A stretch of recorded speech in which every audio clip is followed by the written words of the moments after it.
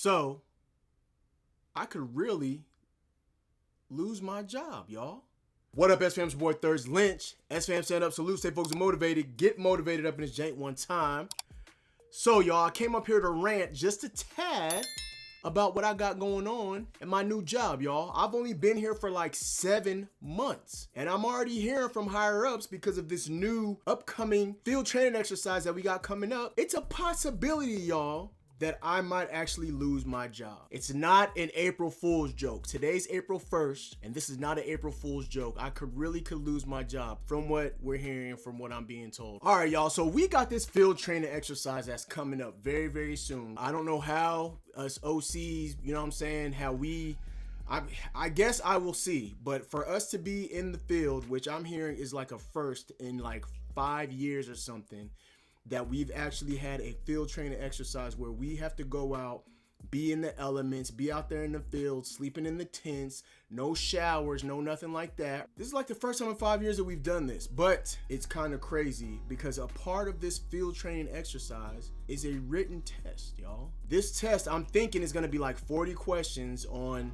Field Manual 5-0, Field Manual 7-0, and there's other things for us OCTs, observer controllers, trainers, that we should be looking up as far as doctrine is concerned. There's things that we should know. And I'm gonna tell y'all right now, y'all, from what I know, don't know very much of anything, right? So I'm already certified from 1st Army Academy to be an observer controller trainer. I went to the school, I passed the school, everything, and I'm already qualified, and I already have my additional skills identifier. So the ASI is like a special code that goes on with my primary MOS. For instance, I'm a 12 Charlie, so if I was a 12 Charlie but a Ranger, I might have 12C G3 added onto my MOS. Or if I was airborne, I would have 12C 5P, 5 Papa, added onto my MOS. So it's just another few letters to identify my additional skill that I have.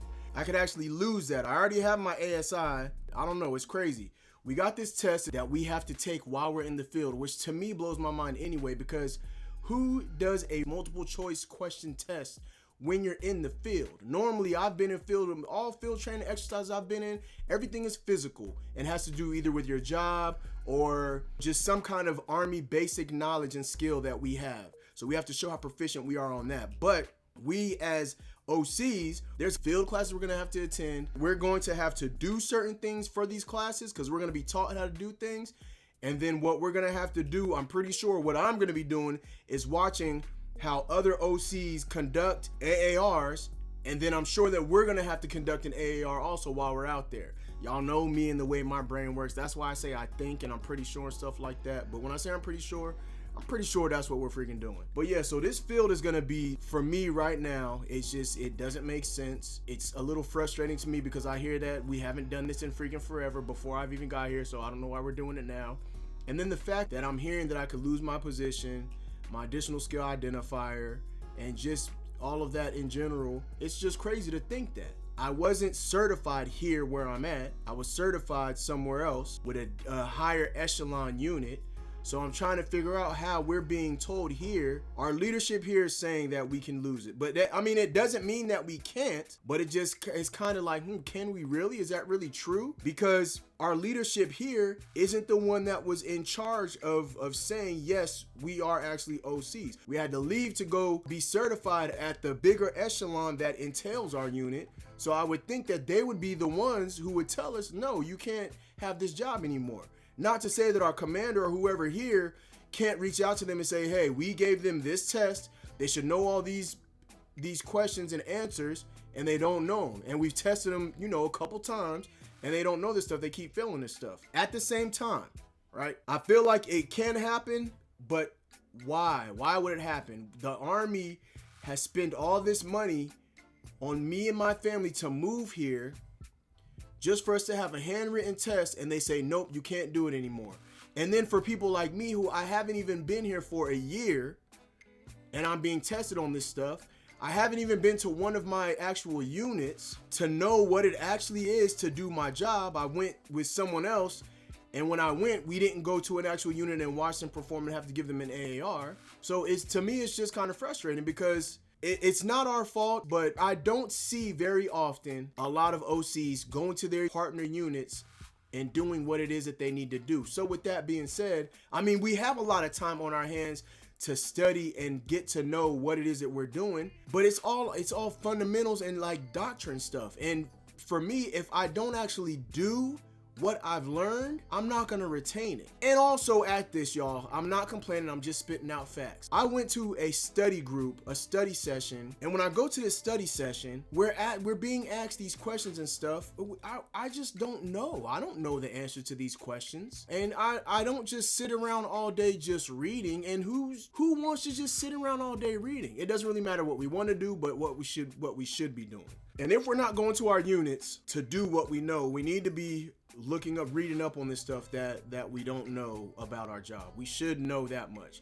I remember, back when I was a PFC and a specialist, there was a soldier who lived in the barracks underneath me, and she had books and books and books of doctrine and field manuals and technical manuals and stuff. I don't know if she was actually reading this stuff, but she had them. And when we deployed, I remember seeing a tough box of just books and books and books. But again, like, I don't know who learns that way, where they just read and that's it, they know everything. So I don't know, this handwritten test that we got coming up soon, y'all, it's just frustrating. And it's like, man, how can this actually be that I can lose my job from a handwritten test that I don't know here with this specific duty position that I'm doing? I can understand you going to be a drill sergeant and you going to school for 8 weeks, and at the end of the 8 weeks you have an exam, or throughout that time you have exams. I can understand for something like that, but at the same time, to make a PCS move to a whole new duty station with your family and everything, and you've been sitting there for 6-7 months for them to say, okay, now you lose your job.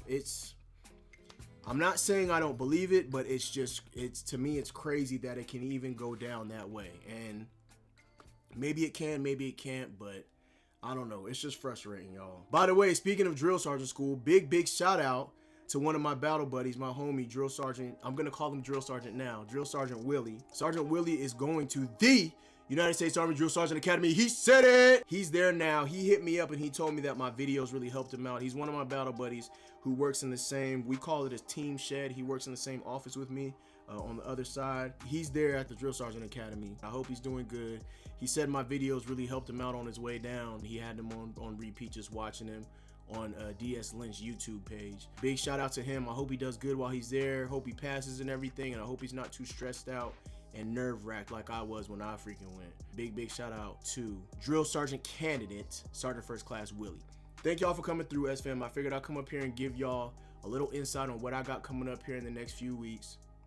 The field is going to be crazy because we actually are going to be out there in the field for like a week, and then the other portion of it, we don't have to be in the field for that whole time. So I don't know, there's just a lot of changes, and they're still trying to iron out, some of the wrinkles and stuff, and trying to make certain decisions on if this is going to be that or if that's going to be like this or whatever the case may be. So I'm just rocking with it and dealing with it as it comes along, man.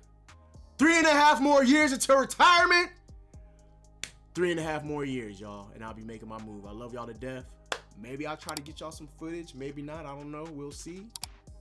All right, but thank y'all so much for rocking through. SFAM stand up, salute, stay focused and motivated. Get motivated up in this jank one time. Y'all keep doing it. Y'all stay up. It's your boy Lynch. I'm out.